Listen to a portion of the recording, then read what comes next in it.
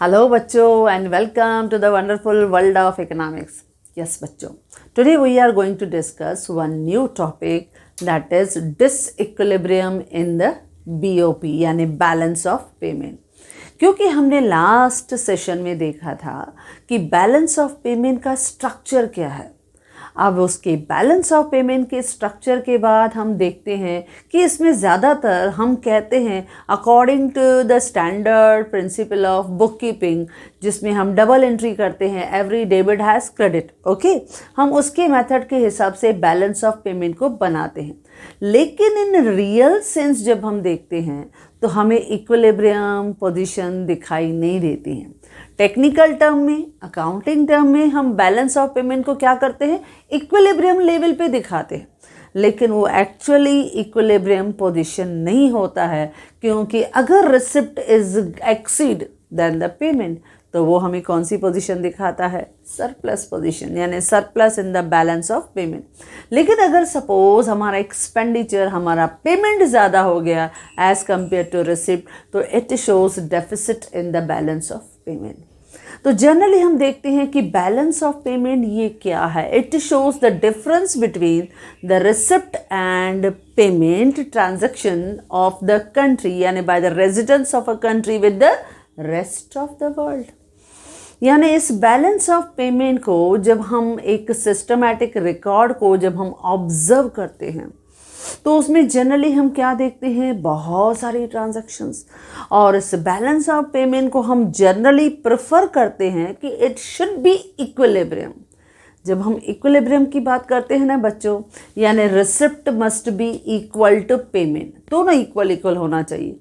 यानी R minus P, यानी R minus, जब हम बोलते हैं रिसिप्ट माइनस पेमेंट, वो ज़ीरो आना चाहिए। यानी हमारा बीओपी क्या दिखना चाहिए, ज़ीरो, क्योंकि दोनों तरफ टैली होना चाहिए, इक्वल होना चाहिए, सेम होना चाहिए। लेकिन इन एक्चुअल सेंस, इन रियलिटी जब हम देखते हैं तो हमें वो बैलेंस दिखाई नहीं देता है, जिसे हम क्या कहते हैं, डिसइक्विलिब्रियम।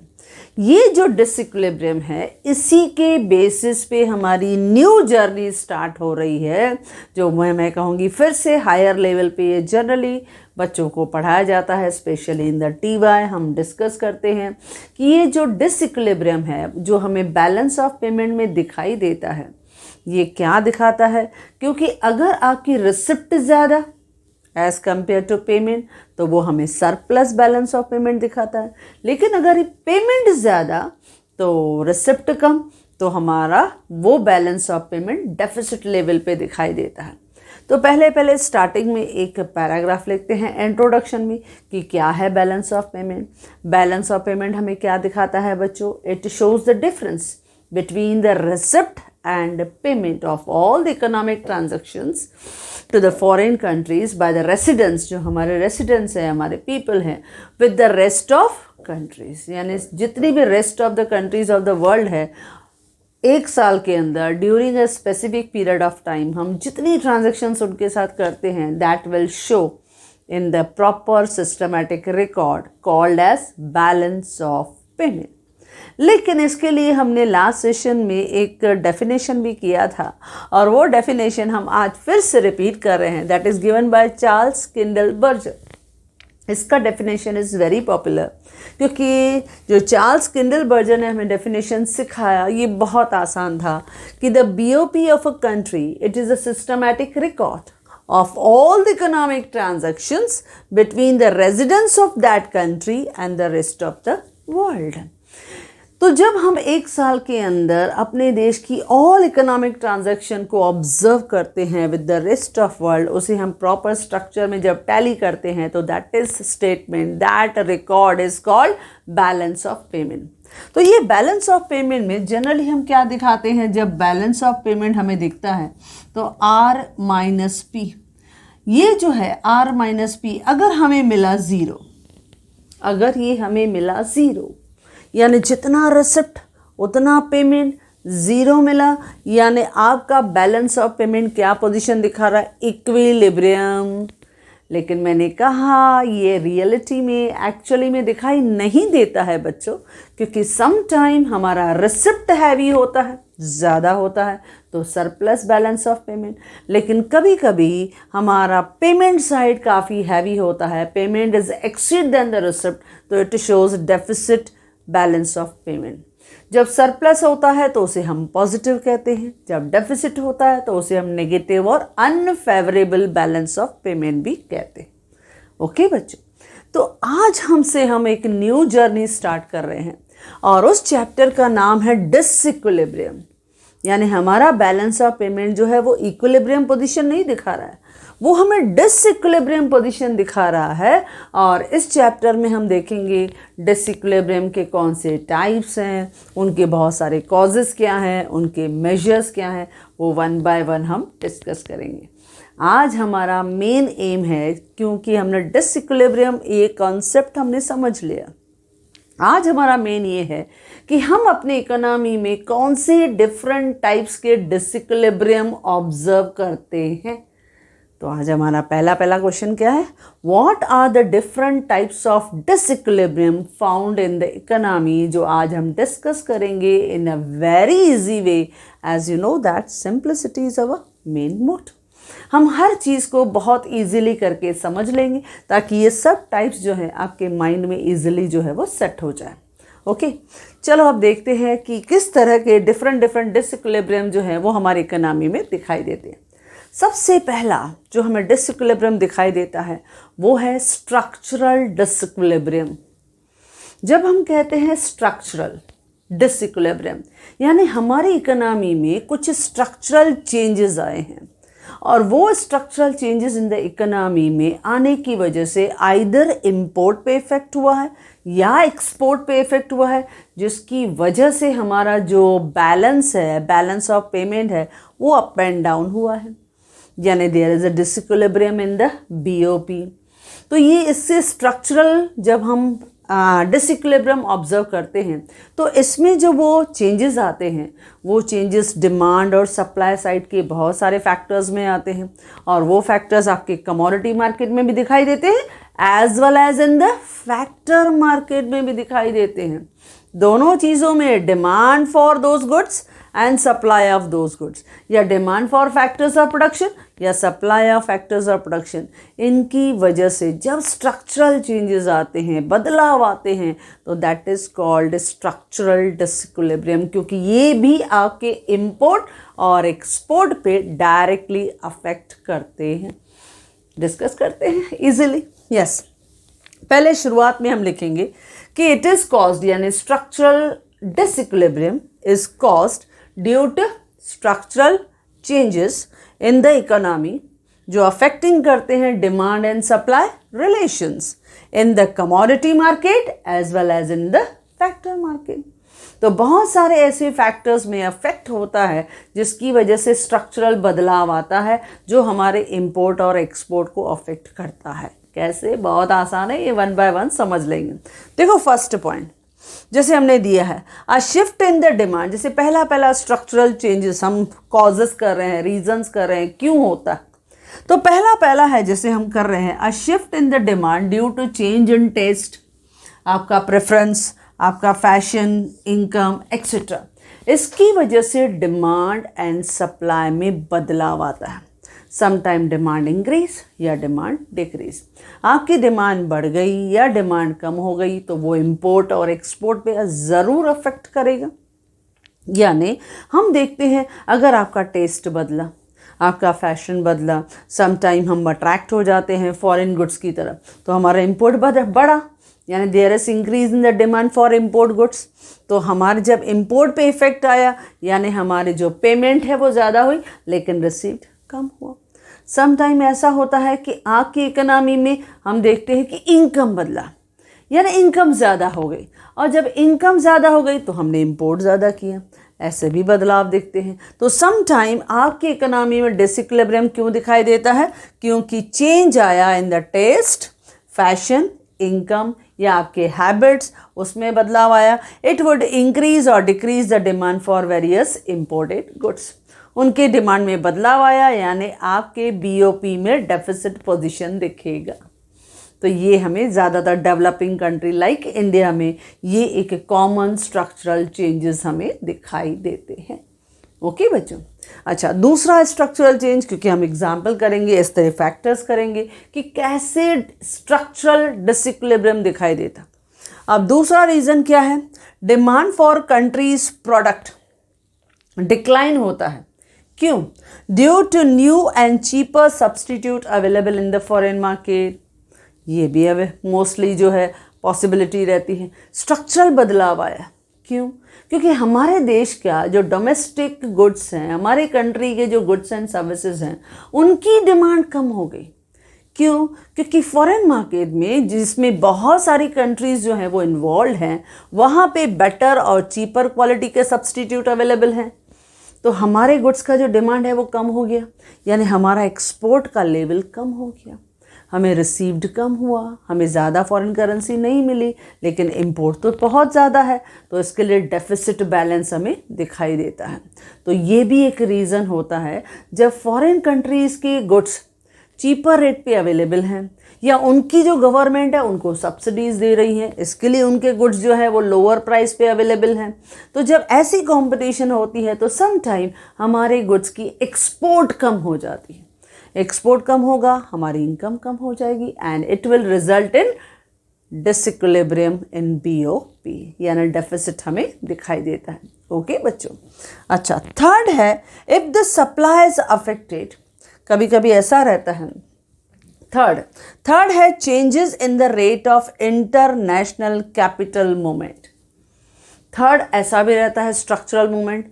अब इस स्ट्रक्चरल मूवमेंट में हमने क्या दिखाया कि there is change in the rate of international capital movements. क्योंकि आप देखते हो हमने बैलेंस ऑफ पेमेंट में कैपिटल अकाउंट भी देखा था। कैपिटल अकाउंट में हमने देखा था कि जो हमारी फॉरेन इन्वेस्टमेंट है, हमारे देश में भी इन्वेस्टेड होता है, we are also lending in the foreign countries, वहाँ पर भी देते हैं, जिसमें शॉर्ट टर्म भी रहता है, कभी मीडियम और लॉन्ग टर्म इन्वेस्टमेंट भी रहता है। तो इस तरह के डिफरेंट इन्वेस्टमेंट हमें दिखाई देते हैं। अब उस इन्वेस्टमेंट में अगर सपोज रेट ऑफ इंटरेस्ट ज़्यादा हो गया, सपोज अगर rate of interest foreign countries में ज़्यादा हो गया, तो इवन हमारे जो डोमेस्टिक बिजनेसमैन हैं, they also prefer to invest in abroad instead of domestic market. इसके लिए फ्लो में काफ़ी चेंजेस हो जाता है, यानी आउटफ्लो बढ़ जाता है, लेकिन इनफ्लो तो नहीं हुआ, क्योंकि हमारे इंडिया का इंटरेस्ट रेट कम है। इसकी वजह से फॉरेनर्स ने भी यहाँ इन्वेस्ट नहीं किया, ऑन द कॉन्ट्ररी हमारे प्रोड्यूसर्स ने बाहर इन्वेस्ट किया। तो इसके लिए भी डिसइक्विलिब्रियम दिखाई देता है इन बैलेंस ऑफ पेमेंट। ये भी रीजंस होते हैं। तो इसकी वजह से कभी कभी rate of international capital movements में कुछ बदलाव आता है, या फॉरेन करेंसी का रेट जो है वो अप एंड डाउन होता है, तो भी हमारी इकोनॉमी में डिसइक्विलिब्रियम पोजीशन दिखाई देता है। नेक्स्ट है if the supply is affected. अब आते हैं सप्लाई साइड। कभी कभी सप्लाई ऑफ गुड्स या सप्लाई ऑफ फैक्टर्स वहाँ पे भी अफेक्ट होता है। समझो सप्लाई इज अफेक्टेड हो गया, यानी हम ज़्यादा एक्सपोर्ट नहीं कर पाए। क्यों? क्रॉप फेल्यूर हो गया, या शॉर्टेज ऑफ रॉ मटेरियल हो गया। कभी कभी ऐसा होता है, क्रॉप फेल्यूर हुआ, हमें अच्छा मानसून सीज़न नहीं मिला, तो इसके लिए हमारे पास रॉ मटेरियल की शॉर्टेज हो गई। अब रॉ मटेरियल की शॉर्टेज हो गई तो हम ज़्यादा गुड्स नहीं बना पाए, इसके लिए हम ज़्यादा एक्सपोर्ट नहीं कर पाए, इसके लिए भी हमारे पास ज़्यादा इनकम अर्न नहीं हुई। तो ये भी एक one of the important structural changes हैं जो रीज़न बनता है डिसइक्विलिब्रियम बीओपी का। तो कभी कभी क्रॉप फेल्यूर की वजह से, या शॉर्टेज ऑफ रॉ मटेरियल की वजह से, समटाइम स्ट्राइक हो गई, कहीं कुछ ऐसा प्रॉब्लम आया, तो ये स्ट्रक्चरल चेंजेस आया जिसकी वजह से हम मोस्टली इकोनॉमी में ये डिसइक्विलिब्रियम देखते हैं। या कभी कभी पॉलिटिकल इंस्टेबिलिटी होती है, कभी कभी ऐसा फैक्टर्स होता है कि कुछ पॉलिटिकल चेंजेस आया, गवर्नमेंट ऑन द कॉन्ट्री उनको बदला गया, चेंजेस आ गए। तो कभी कभी पॉलिटिकल इंस्टेबिलिटी की वजह से भी आपकी इकोनॉमी में जनरली हम ऑब्जर्व करते हैं डिसइक्विलिब्रियम इन बीओपी। तो ये भी स्ट्रक्चरल चेंजेस हैं। अच्छा, वन मोर फैक्टर हम कर रहे हैं, जैसे नेचुरल क्लाइमेटीज़ हैं। फ्लड हुआ, अर्थक्वेक हुआ, या सपोज साइक्लोन आया या लैंडस्लाइडिंग हुआ, अगर ऐसे कुछ रीजंस होते हैं तो उनकी वजह से हमारे ट्रेड पे डायरेक्ट अफेक्ट आता है। या सपोज वॉर क्रिएट हो गई, अगर वॉर हो गई, कोई एक्सटर्नल अटैक हो गया, तो उसकी वजह से भी हमारे देश का पूरा फोकस जो पब्लिक एक्सपेंडिचर होता है वो डाइवर्ट होता है टू डिफेंड अवर कंट्री। यानी आर्म्स एम्यूनेशन पे काफ़ी पैसा जो है वो खर्चा हो जाता है। प्लस इकोनॉमी में हम कोशिश करते हैं कि पूरा का पूरा हमारा डोमेस्टिक मार्केट जो है वो उसको हम पहले सपोर्ट करें इंस्टेड ऑफ इंटरनेशनल मार्केट। तो जब ऐसे सिचुएशन आती हैं जैसे वॉर कहा या नेचुरल कैलामिटीज़ कहा, तो it will also affect on the balance of payment. और इसमें भी हम ज़्यादातर देखते हैं हमारे देश का जो पोजीशन है, यानी जो हमारा डिसइक्विलिब्रियम पोजीशन है, वो बीओपी में जनरली दिखाई देता है। अच्छा, एक और रीज़न भी हम देखते हैं, उसमें क्या होता है कि कभी कभी इंस्टीट्यूशनल चेंजेस आ जाते हैं। यानी हम देखते हैं जो गवर्नमेंट फ्रेमवर्क है, जो गवर्नमेंट ऑर्गेनाइजेशन है, उन्होंने क्या किया, टैरिफ में उन्होंने थोड़ा चेंजेस कर दिया, बदलाव ला दिया, क्योंकि they are now following the protectionist policy instead of free trade policy. तो वो चाहते हैं कि हमारा एक्सपोर्ट जो है वो बढ़े और इम्पोर्ट कम हो।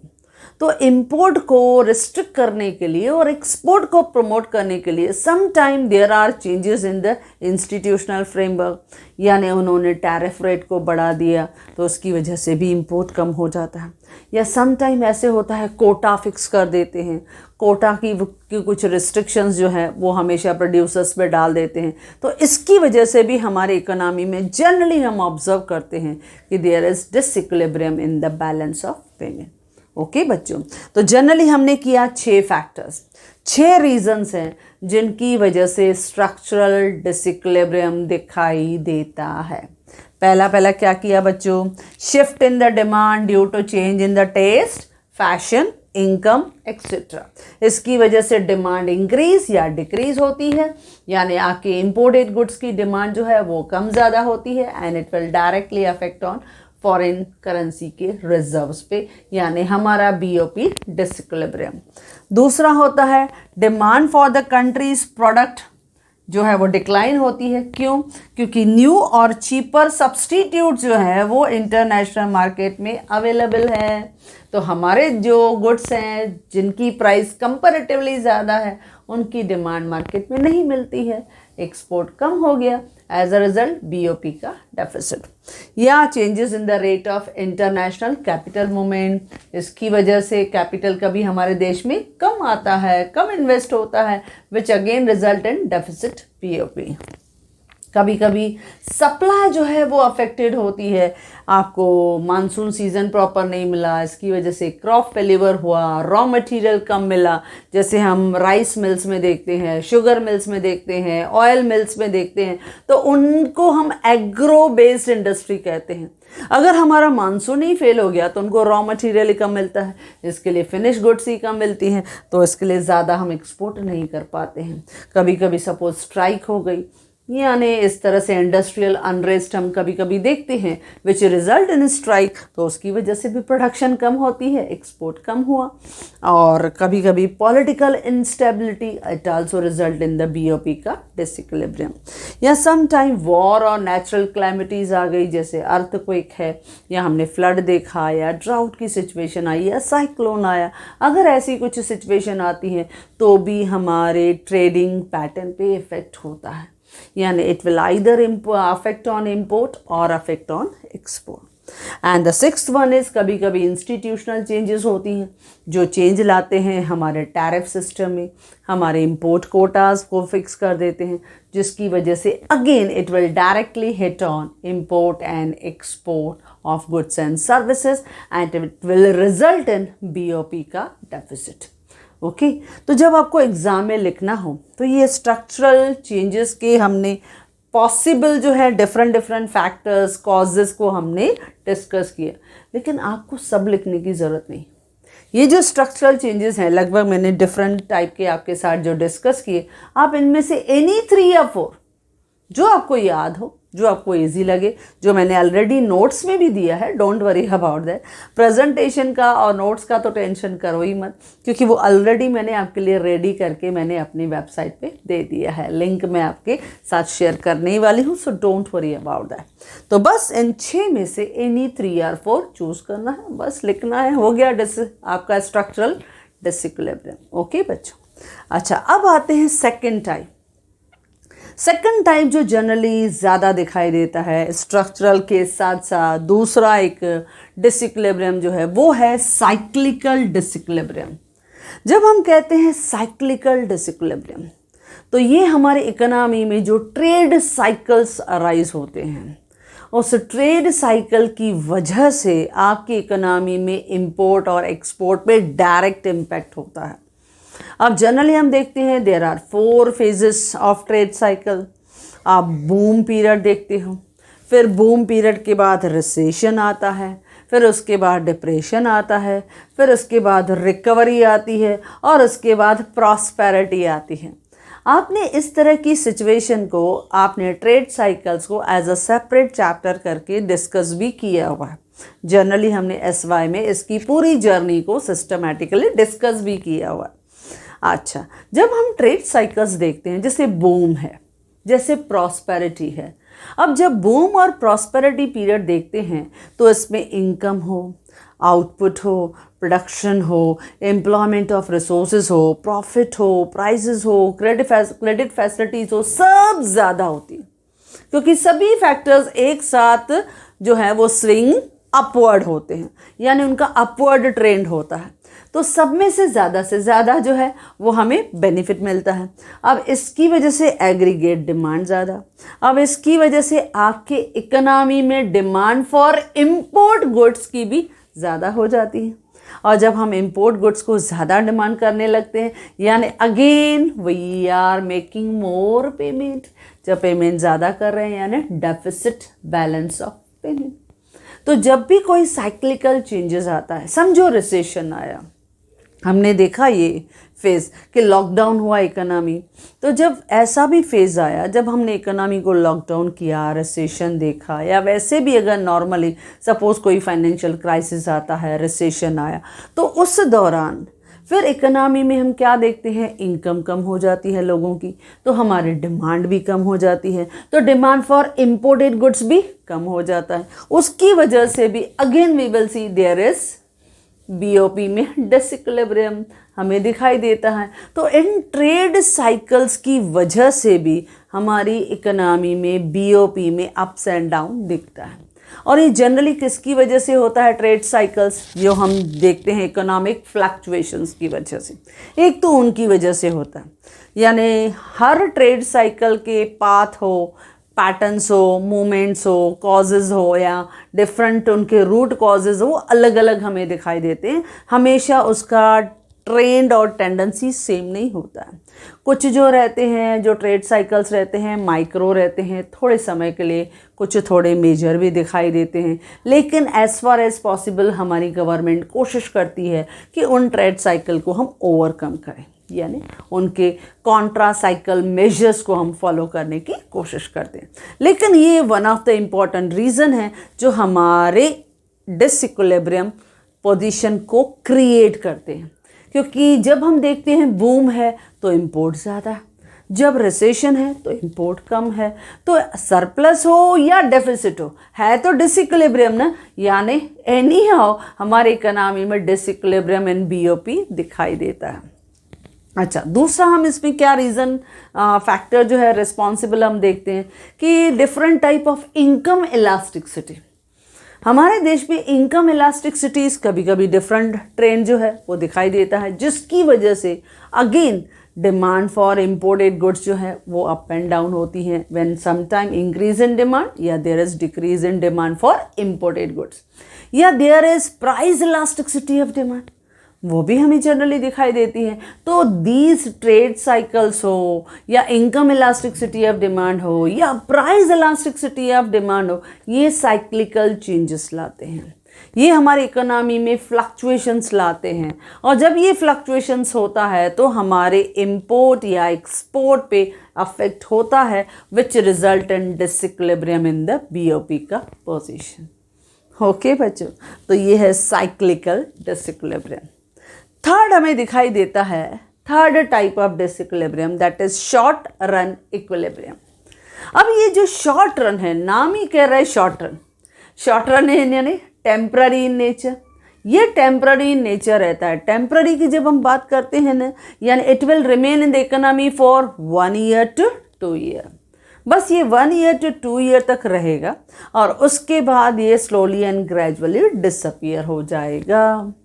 यानी ये क्यों होता है कि कभी कभी जैसे हमने अभी अभी देखा, मानसून जो था वो हमें इतना अच्छा नहीं मिला, क्रॉप फेल्यूर हो गया, या इंडस्ट्रियल पीस या अनरेस्ट हमें दिखाई दिया, या स्ट्राइक हमें दिखाई दिया। तो इस तरह के कुछ शॉर्ट रन में कुछ बदलाव आते हैं, जैसे हमने कोविड की वजह से देखा। अब कोविड की वजह से जब हमने देखा तो कुछ शॉर्ट पीरियड के लिए, जब तक हमें वैक्सीनेशन डिस्कवर करें, जब तक हमारे हाथ में वैक्सीनेशन मिले, तब तक हमने इकोनॉमी को लॉकडाउन करके रखा था। हमने रिसेशन का फेज़ देखा था, हमारे प्रोडक्टिव रिसोर्सेज जो थे वो इतना पूरी तरह से हम यूटिलाइज नहीं कर पा रहे थे, यानी हमारे इकोनॉमी का एक्सपोर्ट और इंपोर्ट दोनों अफेक्टेड थे। तो जब ऐसे शॉर्ट पीरियड के लिए हमारा इकोनॉमी अफेक्टेड हुआ, तो ये भी एक वन ऑफ रीज़न होता है कि there is some disturbance in the industrial production pattern. तो वो शॉर्ट रन में है। जैसे ही फिर इसका सॉल्यूशन मिल जाता है, फिर धीरे धीरे इकोनॉमी ट्रैक पे आना शुरू हो जाती है। ओके, और फिर आपका एक्सपोर्ट इंपोर्ट्स जो है वो स्टेबल बैलेंस होने लगता है। तो शॉर्ट रन इक्विलिब्रियम जो टेम्पररी नेचर रहता है, ये mostly for the period of 1 or 2 year. लेकिन इसके रीजंस क्या होते हैं? इसके रीजंस होते हैं अनएक्सपेक्टेड कॉन्टेंजेंसी। सोचा नहीं था, लेकिन अचानक से कोई प्रॉब्लम आ गया, जैसे हमने कोविड का प्रॉब्लम फेस किया। इतने सालों में हमने कभी नहीं सोचा कि इकोनॉमी भी लॉकडाउन हो सकती है, लेकिन ऐसे अनएक्सपेक्टेड कॉन्टिजेंसीज आ जाती हैं जो हमारी इकोनॉमी में अफेक्ट करती हैं, जब तक उसका हमें सॉल्यूशन मिले। Till then we have to face that, हमें वो फेजेस को फेस करना ही पड़ता है। तो कभी कभी अनसर्टन कॉन्टिजेंसीज आ जाती हैं, या हम नॉर्मली जब बात कर रहे हैं फेल्यूर ऑफ रेन्स, यानी मानसून जो है वो हमें इतना फेवरेबल नहीं मिला, या कभी कभी फेवरेबल मिला तो हमें अच्छा रॉ मटेरियल मिलता है तो एक्सपोर्ट ज़्यादा हो जाता है। देखो ऐसा भी है, ज़रूरी नहीं है all the time we think negatively. हाँ, अगर मानसून अच्छा नहीं मिला, फेल हुआ तो डेफिसिट होगा, लेकिन अगर हमें बहुत अच्छा मिला तो हमारा सरप्लस भी होगा, हम ज़्यादा एक्सपोर्ट करेंगे। या कभी कभी स्ट्राइक होता है, ये भी इफेक्ट होता है। इंडस्ट्रियल पीस है, बहुत अच्छी तरह से चल रहा है, बहुत अच्छा प्रोडक्शन कैपेसिटी है, एफिशिएंसी अच्छी है, बेटर यूटिलाइजेशन ऑफ रिसोर्सेज है, ज़्यादा एक्सपोर्ट हो रहा है। लेकिन सम टाइम कभी कभी अनरेस्ट, यानी इंटरनल कुछ लेबर का प्रॉब्लम है, मैनेजरियल रिसोर्सेज का प्रॉब्लम है, तो उसकी वजह से भी कुछ डिस्टर्बेंस होते हैं। देन इंटरनेशनल बोरोइंग या लेंडिंग, यहाँ पर भी होता है। सम टाइम कभी कभी ऐसा होता है कि इंटरनेशनल हमने बोरो कर दिया, तो शॉर्ट रन के लिए आपका डेफिसिट दिखाई दिया, लेकिन जैसे ही हमने कमा लिया, यानी 1 साल के लिए, 2 साल के लिए, सपोज हमने इंफ्रास्ट्रक्चर के लिए वो लिया, हमने इंटरनेशनल बोरोइंग किया यानी FDI लिया। अब हमारा जो रिसिप्ट था, यानी फॉरेन डायरेक्ट इन्वेस्टमेंट के फॉर्म में हमें मिला, उसको हमें यूटिलाइज यानी पे करना है, हमें पे करना है। तब तक हमारा जो वो हाईवे है या हमारा एयरपोर्ट है वो रेडी हो गया, या रेलवे ट्रैक है वो रेडी हो गया, या मार्केट है, मॉल है, रेडी हो गया, तो we will start earning and then we will start making payment to them. तो इस तरह से कभी कभी शॉर्ट टर्म के लिए कभी कभी डेफिसिट होता है। या हमने देखा था कि करंट अकाउंट पे या कैपिटल अकाउंट पे अगर कुछ डेफिसिट आता भी है तो हम क्या करते हैं बच्चों, उसको हम एडजस्ट करने की कोशिश करते हैं बाय शॉर्ट टर्म बोरोइंग। हम शॉर्ट टर्म बोरोइंग करके, यानी हमारे जो कमर्शियल बैंक्स हैं वो फॉरेन की कमर्शियल बैंक से बोरो करते हैं। और कभी कभी जब हम कैपिटल अकाउंट्स में देखते हैं, that is medium term and long term के लिए जब हम बात करते हैं, तो मीडियम और लॉन्ग टर्म में हमारे देश की गवर्नमेंट दूसरे देश की गवर्नमेंट या फॉरेन ऑर्गेनाइजेशन, जैसे हमने IMF से देखा या WTO से देखा या वर्ल्ड बैंक से देखा, हम उनसे बोरो कर लेते हैं। यानी इस तरह से प्रॉपर सिस्टम के थ्रू हम उनसे बोरो कर लेते हैं। तो इस तरह से बोरोइंग एंड लेंडिंग जो है वो भी शॉर्ट टर्म के लिए आपको अफेक्ट करती हैं, क्योंकि हम जनरली देखते हैं कि अगर समझो हमारे करंट अकाउंट में कुछ डेफिसिट आया, हमें पेमेंट करना है, तो व्हाट वी विल डू, हम फॉरेन की कमर्शियल बैंक से बोरो करेंगे या हम IMF से बोरो कर लेंगे या हम लोग वर्ल्ड बैंक से बोरो कर लेंगे। तो इस तरह से हम उसको बैलेंस करेंगे, यानी शॉर्ट रन में हमें डिसइक्विलिब्रियम पोजीशन दिखाई देता है। तो शॉर्ट रन का डिसइक्विलिब्रियम, नॉट इक्विलिब्रियम, लेकिन शॉर्ट रन डिसइक्विलिब्रियम भी हमें दिखाई देता है। ओके बच्चों, अच्छा नेक्स्ट है fourth one, long run disequilibrium. अब देखो वर्ड इटसेल्फ इंडिकेट करता है कि लॉन्ग रन डिसइक्विलिब्रियम जब हम कंटिन्यूअस देखते हैं कि देयर इज परसिस्टेंस, यानी कंटिन्यूअस डेफिसिट या सरप्लस हमें दिखाई दे रहा है हमारी इकोनॉमी में, तो उसे हम क्या कहते हैं, लॉन्ग रन डिसइक्विलिब्रियम। इसका दूसरा नाम भी है, that is called secular disequilibrium. क्या कहते हैं बच्चों, सेक्युलर डिसइक्विलिब्रियम। ये ऑब्जेक्टिव में भी आता है। जब एक परसिस्टेंट डेफिसिट या सरप्लस, परसिस्टेंस यानी कंटिन्यूअस, जब लगातार हमें कंटिन्यूअस सरप्लस या कंटिन्यूअस डेफिसिट दिखाई देता है तो वो लॉन्ग टर्म है, यानी मोर देन 2 ईयर। जब ऐसा दिखाई देता है, खास करके डेवलपिंग कंट्रीज, इनका डेफिसिट जो डिसइक्विलिब्रियम है वो कंटिन्यूअस दिखाई दे रहा है, तो वो क्या हो गया, लॉन्ग रन हो गया। अच्छा, इसको हम क्या कहते हैं, सेक्युलर डिसइक्विलिब्रियम। अच्छा, इनकी जो मेन कॉजेज है, क्यों लॉन्ग रन में हमें डिसइक्विलिब्रियम पोजीशन BOP में दिखाई दे रहा है, उनके रीजंस क्या हैं। उनका पहला रीज़न ये है, continuous increase in the demand. क्योंकि हम बहुत से चीज़ों की कंटिन्यूस, खास करके इम्पोर्टेड चीज़ों की डिमांड कंटिन्यूस कर रहे हैं। क्यों, हमारी पॉपुलेशन बढ़ रही, क्योंकि डेवलपिंग कंट्री जैसे इंडिया हो, चाइना हो, इनकी पॉपुलेशन कंटिन्यूसली बढ़ रही है। इसके लिए डिमांड फॉर इम्पोर्ट गुड्स की भी लगातार बढ़ रही है, जिसकी वजह से हमें डेफिसिट डिसइक्विलिब्रियम दिखाई देता है। या कभी कभी क्या होता है, there is constant change in the price, और उस चेंज इन द प्राइस की वजह से क्या प्रॉब्लम होता है, जब प्राइस खास करके इन्फ्लेशन में यानी महंगाई क्रिएट करे, जब प्राइस बढ़ती है हमारे देश में, क्योंकि महंगाई बढ़ रही है, रॉ मटेरियल का प्राइस बढ़ा, पेट्रोल का प्राइस बढ़ा, लेबर की वेजेस बढ़ गई, तो समझो उसकी वजह से constant change in the price है and mostly there is inflation in the economy. तो पता है इसका इफेक्ट क्या होता है, जब इन्फ्लेशन बढ़ता है, महंगाई बढ़ती है, तो our goods become costly in the international market, तो हमारा एक्सपोर्ट कम हो जाता है। क्यों, क्योंकि हमारे कॉस्टली गुड्स को बाहर के मार्केट में ज़्यादा डिमांड ही नहीं मिलती, क्योंकि अब्रॉड में हमारे चीपर जो सब्सटीट्यूट्स हैं वो अवेलेबल हैं, तो उनकी डिमांड हो जाती है, हमारा एक्सपोर्ट कम, तो हमें उतना इनकम ही नहीं मिलता। That is why we face the deficit balance of payment. तो हमारा बैलेंस ऑफ पेमेंट का रिजल्ट जो है वो हमेशा डेफिसिट, हमेशा शॉर्टेज में दिखाई देता है। ओके, तो ये है लॉन्ग टर्म डिसइक्विलिब्रियम जो हमें जनरली दिखाई देता है, कहाँ, डेवलपिंग कंट्रीज में। अच्छा, इसी तरह से एक दूसरा भी सिमिलर ग्राउंड पे, फंडामेंटल डिसइक्विलिब्रियम।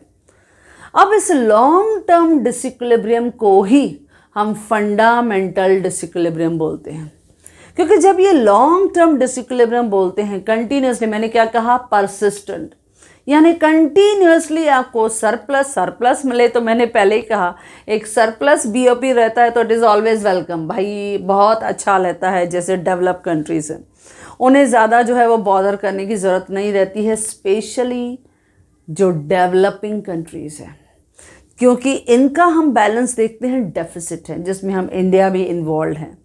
तो जब हमारा डेफिसिट बैलेंस ऑफ पेमेंट है तो हम ज़्यादा से ज़्यादा फोकस किसकी तरफ करते हैं, ताकि हमारे जो पॉलिसीज़ हैं यानी फॉरेन ट्रेड पॉलिसीज़ हैं, जो हमारे डिफरेंट प्रोग्राम्स हम फॉलो कर रहे हैं, इस तरह से कोशिश करें ताकि हमारा इंपोर्ट जो है वो रिड्यूस हो, रिस्ट्रिक्टेड हो या सब्सटीट्यूशन हो, उसका सिमिलर प्रोडक्ट जो है हम अपनी इकोनॉमी में भी बनाएं और एक्सपोर्ट को प्रमोट करें, ताकि हमारे फॉरेन एक्सचेंज के जो रिजर्व्स हैं वो हमारे पास ज़्यादा हो, और जितना हमारे पास रिजर्व्स ज़्यादा होंगे उतनी हमारी पोजीशन स्ट्रांग होगी। वो दिखाएगा इकोनॉमिक परफॉर्मेंस हमारी इकोनॉमी का। तो इसके लिए हम कोशिश करते हैं कि ये जो लॉन्ग रन डिसइक्विलिब्रियम है, जब ये कंटिन्यूस होता है तो इसको क्या बोलते हैं, फंडामेंटल डिसइक्विलिब्रियम। इस फंडामेंटल डिसइक्विलिब्रियम में हम ज़्यादातर ऑब्जर्व करते हैं कि जब हमने शॉर्ट रन डिसइक्विलिब्रियम फेस किया था, जिसमें 1 और 2 ईयर के लिए कुछ प्रॉब्लम्स आए थे, उस समय हमारे जो गवर्नमेंट के मेजर्स थे वो इतने एप्रोप्रिएट नहीं थे कि हमारे उस डिसइक्विलिब्रियम को रिड्यूस कर पाएँ, कम कर पाएँ और ज़्यादा से ज़्यादा फॉरेन करेंसी को अर्न कर पाए। जब हमने शॉर्ट रन डिसइक्विलिब्रियम को प्रॉपरली टैकल नहीं किया, प्रॉपरली हैंडल नहीं किया, तो it will result in the fundamental disequilibrium, यानी हर साल डेफिसिट। फिर तो हम आगे बढ़ ही नहीं पाएंगे, वी कैन नॉट ग्रो, हम आगे ज़्यादा डेवलप ही नहीं कर पाएंगे। तो इसके लिए कोशिश करनी है एक सूटेबल एप्रोप्रिएट पॉलिसीज मेजर्स को हम फॉलो करें, ताकि हमारी इकोनॉमी का डिसइक्विलिब्रियम का लेवल जो है वो धीरे धीरे रिड्यूस हो। तो फंडामेंटल डिसइक्विलिब्रियम, जब कंटिन्यूस लॉन्ग रन डिसइक्विलिब्रियम दिखाई देता है तो उसे हम क्या कहते हैं, जब हम कंटिन्यूसली डेफिसिट खास करके बैलेंस हम फेस करते हैं तो उसे हम कहते हैं लॉन्ग रन का फंडामेंटल डिसइक्विलिब्रियम का पोजीशन। और इसमें स्पेशली क्योंकि ये जो मोस्टली हमें थॉट दिया है, व्यू दिया है, प्रोवाइड किया है, it is given by the IMF authorities यानी इंटरनेशनल मॉनेटरी अथॉरिटीज़, कि हमें क्या करना है। जब हम देखें शॉर्ट रन में डिसइक्विलिब्रियम हो रहा है तो उसी समय आप बेस्ट पॉलिसी, प्रूडेंट पॉलिसीज को फॉलो करो, ताकि आपका यह डिसइक्विलिब्रियम का लेवल धीरे, स्लोली एंड ग्रेजुअली रिड्यूस हो। अच्छा, इसमें काफ़ी डीप रूटेड फैक्टर्स जो रहते हैं वो रेस्पॉन्सिबल होते हैं फॉर लॉन्ग रन डिसइक्विलिब्रियम। इसके लिए हम क्या करते हैं, IMF क्या सजेस्ट करता है कि आप एप्रोप्रिएट मैक्रो इकोनॉमिक पॉलिसीज़ बनाओ, ताकि इस सिचुएशन को आप बहुत ही अच्छी तरह से हैंडल कर पाओ, टैकल कर पाओ। इसके लिए हमें बहुत अच्छी तरह से, समझदारी से हमें पॉलिसीज़ बनानी है, ताकि इंपोर्ट पे प्रेशर कम हो और एक्सपोर्ट प्रमोशन की बहुत सारे डिफरेंट अपॉर्चुनिटीज़ जो हैं वो हमारे प्रोड्यूसर्स के सामने अवेलेबल हो जाएं। तो इससे हमारी फॉरेन करेंसी का बैलेंस क्या होगा, बढ़ेगा। या फॉरेन डायरेक्ट इन्वेस्टमेंट के डिफरेंट प्रोजेक्ट्स बनाओ जिसमें काफ़ी इनफ्लो हो, तो आपकी इकोनॉमी में इससे ओवरऑल जो आपका एम्प्लॉयमेंट है वो बढ़ेगा, इनकम बढ़ेगा, प्रोडक्टिविटी बढ़ेगा और हमारा जो डेफिसिट है वो पॉजिटिव बैलेंस ऑफ पेमेंट में कन्वर्ट हो जाएगा। अच्छा, देन 6th है मॉनेटरी डिसइक्विलिब्रियम। अब ये भी वन काइंड ऑफ डिसइक्विलिब्रियम दिखाई देता है, मॉनेटरी है, लेकिन ये मॉनेटरी 2 सिचुएशन में दिखाई देता है। अगर हम मॉनेटरी को देखते हैं तो it is also one kind of cyclical disequilibrium, ये उसका एक छोटा सा पार्ट ही है। यानी हम जनरली क्या देखते हैं, मॉनेटरी, ये मॉनेटरी डिसइक्विलिब्रियम में वॉल्यूम ऑफ मनी ज़्यादा अफेक्टेड होता है जब हमारी इकोनॉमी में आइदर देयर इज़ इन्फ्लेशन और देयर इज़ डिफ्लेशन, क्योंकि ये 2 सर्कमस्टेंसेस हैं जिसमें हमें मॉनेटरी डिसइक्विलिब्रियम दिखाई देता है। तो जब भी हम ऐसी सिचुएशन देखते हैं जैसे इन्फ्लेशन है, अब इन्फ्लेशन का चैप्टर भी हमने SY में बहुत अच्छी तरह से देखा, उसके बहुत सारे इफ़ेक्ट्स होते हैं, उसके लिए बहुत सारे मेजर्स भी हमारी गवर्नमेंट जो है फिस्कल पॉलिसीज़ के थ्रू, मॉनेटरी पॉलिसीज़ के through we try to control the inflation या रिसेशन। तो हम ये कोशिश करते हैं कि अगर there is continuous change in the price of goods and services, if there is a rise in the general price level तो वो इन्फ्लेशन है, if there is fall in the general price level तो वो deflation है। लेकिन inflation और deflation की वजह से क्या होता है, जब हम देखते हैं इकोनॉमी में इन्फ्लेशन है, महंगाई है, खास करके जब हम महंगाई देखते हैं तो उस समय हमारा जो एक्सपोर्ट है वो रिड्यूस हो जाता है। क्यों? क्योंकि एक्सपोर्ट कॉस्टली हो गया और इम्पोर्ट चीपर हो गया, तो हम इम्पोर्ट की तरफ डाइवर्ट हो जाते हैं। फिर ज़्यादा से ज़्यादा आपका जो फ्लो है मनी का वो आउटफ्लो होने लगता है, यानी दूसरे कंट्रीज़ की तरफ जाने लगता है। पेमेंट ज़्यादा हो गया लेकिन रिसिप्ट कम है, तो ये क्या दिखाता है, मॉनेटरी डिसइक्विलिब्रियम, यानी इसमें वॉल्यूम ऑफ मनी जो है वो अफेक्टेड होता है आइदर ड्यू टू इन्फ्लेशन या ड्यू टू रिसेशन। जब इन्फ्लेशन होता है तो चीज़ें महंगी हो जाती हैं, जो हमारे इंटरनेशनल मार्केट में हमारे एक्सपोर्ट को कम कर देती हैं। ओके बच्चों, अच्छा देन लास्ट जो डिसइक्विलिब्रियम है वो ये है एक्सचेंज रेट फ्लक्चुएशन। अब ये भी हमारे इकोनॉमी में बैलेंस ऑफ पेमेंट पे अफेक्ट लाता है, क्योंकि जब हम जनरली देखते हैं कि एक्सचेंज रेट जो है, जो मार्केट में कैसे डिसाइड होता है, बाय मार्केट फोर्सेस, यानी demand for foreign currency intersect करता है सप्लाई ऑफ फॉरेन करेंसी को। जहां उन्होंने एक दूसरे को कट किया वहां पे आपका एक्सचेंज रेट डिसाइड हो जाता है। ओके, अच्छा अगर एक्सचेंज रेट ज़्यादा हो गया तो वॉल्यूम ऑफ ट्रेड कम हो जाता है। क्यों? क्योंकि फॉरेन करेंसी महंगी हो गई। तो जब करेंसी महंगी हो जाती है तो हमारे करेंसी की वैल्यू डेप्रिशिएट हो जाती है, तो उस समय हमारी इकोनॉमी के ट्रेडिंग पैटर्न पे इफेक्ट हो जाता है। तो इसके लिए एक्सचेंज रेट की फ्लक्चुएशंस वो भी हमारे इंपोर्ट और एक्सपोर्ट को अफेक्ट करती है। सपोज अगर इंडियन रुपी अप्रिशिएट हो गया, यानी स्ट्रांग हो गया अगेंस्ट द डॉलर, जो एक बहुत ही स्ट्रांग जो है वो करेंसी है, तो if the Indian rupee gets appreciated against the dollar तो क्या होगा, क्या होगा, इसमें जो इंडियन एक्सपोर्टर है he will receive the less amount for the foreign currency. उसको लगेगा अरे अभी तो मुझे कम अमाउंट मिलेगा, तो एक्सपोर्ट ऑन द कॉन्ट्री कम हो गया। तो ऐसे बहुत सारी फ्लक्चुएशंस जो हैं वो हमारी इकोनॉमी में दिखाई देती हैं। यानी अगर हमारी इकोनॉमी में हम जब देखते हैं कि फॉरेन करेंसी जो है उसके एक्सचेंज रेट में बदलाव आया, कभी हमारी मनी अप्रिशिएट होती है, कभी डेप्रिशिएट होती है, तो it also directly affect on import and export. वो भी इंपोर्ट और एक्सपोर्ट पे अफेक्ट करेगा, जिसकी वजह से हमारा जो बैलेंस ऑफ पेमेंट है वो हमें ज़्यादातर डेफिसिट दिखाई देता है बच्चों, क्योंकि सरप्लस सिर्फ डेवलप कंट्रीज में दिखाई देता है। तो इस तरह से बैलेंस ऑफ पेमेंट को जब हम देखते हैं डिसइक्विलिब्रियम है, यानी जो हमारा रिसिप्ट माइनस पेमेंट है ज़ीरो होना चाहिए, होता नहीं है। हमेशा कभी कभी आपका रिसिप्ट ज़्यादा तो वो सरप्लस, अगर पेमेंट ज़्यादा तो वो डेफिसिट, जिसको हमने क्या कहा बच्चों, डिसइक्विलिब्रियम। और डिसइक्विलिब्रियम की कितने टाइप्स हैं, हमने स्ट्रक्चरल डिसइक्विलिब्रियम देखा, बहुत से स्ट्रक्चरल चेंजेस की वजह से आपकी इकोनॉमी में डेफिसिट जो है वो दिखाई देता है। साइक्लिकल डिसइक्विलिब्रियम है, ट्रेड साइकिल्स की वजह से देखो, इनकम इलास्टिसिटी की वजह से देखो, प्राइस इलास्टिसिटी की वजह ऑफ डिमांड की वजह से देखो, you will see that there are cyclical fluctuations in the economy, जिसकी वजह से इंपोर्ट और एक्सपोर्ट जो है वो अफेक्टेड होता है and which results in disequilibrium in BOP. Short run disequilibrium ये टेम्पररी नेचर का होता है, 1 और 2 ईयर, ये ज़्यादा प्रॉब्लमेटिक नहीं होता है। इसके रीजंस क्या हैं, कभी कभी आपका मानसून बहुत अच्छा, कभी कभी फेल्यूर ऑफ क्रॉप हुआ, स्ट्राइक हुआ, या कभी कभी इंडस्ट्रियल पीस या अनरेस्ट हुआ, या कभी कभी इंटरनेशनल बोरिंग्स और लेंडिंग में कुछ डिफरेंसेस आया क्योंकि रेट ऑफ इंटरेस्ट में कुछ बदलाव आया, तो ये रिजल्ट होता है बीओपी का disequilibrium. Then long run disequilibrium. Long run disequilibrium क्या है, एक परसिस्टेंस आपके इकोनॉमी में डिसइक्विलिब्रियम दिखाई देता है कंटिन्यूसली, यानी more than 2 years, it may be for 3 years, 4 year, 5 year, तो उसे हम क्या कहेंगे, लॉन्ग रन। इसका दूसरा नाम क्या है, सेक्युलर डिसइक्विलिब्रियम।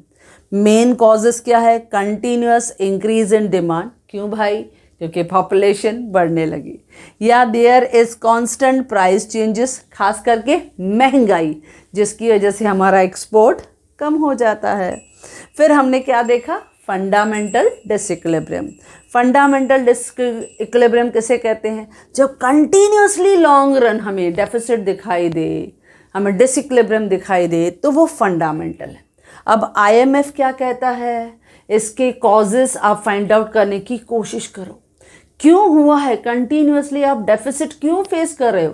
क्योंकि मैंने क्या कहा, अगर सरप्लस है तो टेंशन नहीं है, सरप्लस डिसइक्विलिब्रियम ऑलवेज वेलकम, लेकिन डेफिसिट है, शॉर्टेजेस है, तो एनी हाउ पेमेंट करनी है, तो उसके लिए बेस्ट मैक्रो इकोनॉमिक पॉलिसी बनाओ, एप्रोप्रिएट मेजर्स लो, और उस पॉलिसीज़ को फॉलो करते समय कोशिश करो ये आपका डेफिसिट धीरे धीरे कम हो। देन हमने देखा मॉनेटरी डिसइक्विलिब्रियम, जो मोस्टली होता है ड्यू टू इन्फ्लेशन या आपके डिफ्लेशन की वजह से। इन्फ्लेशन में प्राइस बढ़ जाती है, महंगाई बढ़ जाती है, एक्सपोर्ट बिकम कॉस्टली, और इंपोर्ट जो है वो हमारे लिए सस्ता, तो हमारे पास करेंसी आ तो नहीं रही है, ऑन द कॉन्ट्ररी बाहर जा रही है, तो हमारे देश के लिए तो ये टेंशन की बात है। तो ये भी क्रिएट करता है बीओपी का डेफिसिट पोजीशन। और लास्ट, एक्सचेंज रेट का फ्लक्चुएशन। एक्सचेंज रेट यानी फॉरेन करेंसी जो है, उसके रेट में भी जब अप एंड डाउन होता है, फ्लक्चुएशंस होता है, वो भी डायरेक्टली हमारे इंपोर्ट और एक्सपोर्ट पे अफेक्ट करती है। ओके बच्चों, तो ये एक इम्पॉर्टेंट क्वेश्चन है, what are the different types of disequilibrium, जो जनरली इस क्वेश्चन चैप्टर से, इस जर्नी से आपसे पूछा जाता है। लेकिन जिस तरह से हमने इसको एक्सप्लेन किया, in a same way, very easy way, I have provided in my notes. So yes, my dear students, if you like this video, do share with your maximum friends, and if you want my handwritten notes, the link is given in the description box. Thank you.